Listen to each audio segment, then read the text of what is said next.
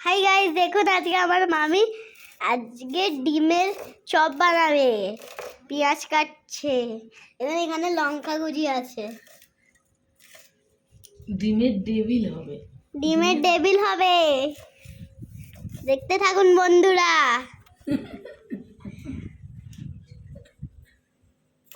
যদি ভালো লাগে সাবস্ক্রাইব করে দেবেন। দেখুন ডিমের টেবিল বানানোর জন্য কি কি লাগে।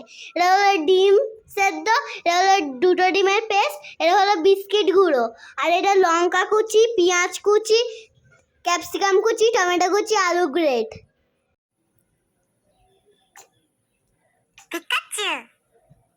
বলো কি দিন? আজকে আমরা একটা ডিমের টেবিল বানাবো।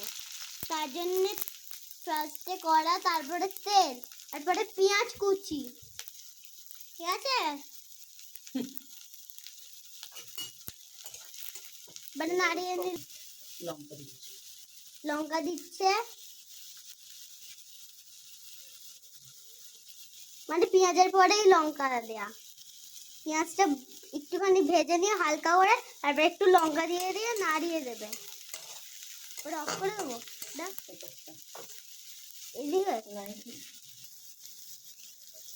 এবারে দিল ক্যাপসিকাম কুচি, লঙ্কাটা একটুখানি হালকা করে ভেজে নিয়ে আবার হালকা করে ভাজা হয়ে গেলে তারপর টমেটো কুচি দিয়ে দেবে।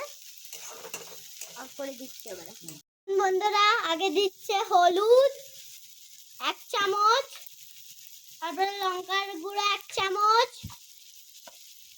আর ধনে গুঁড়ো 1 চামচ, আর জিরে 1 চামচ।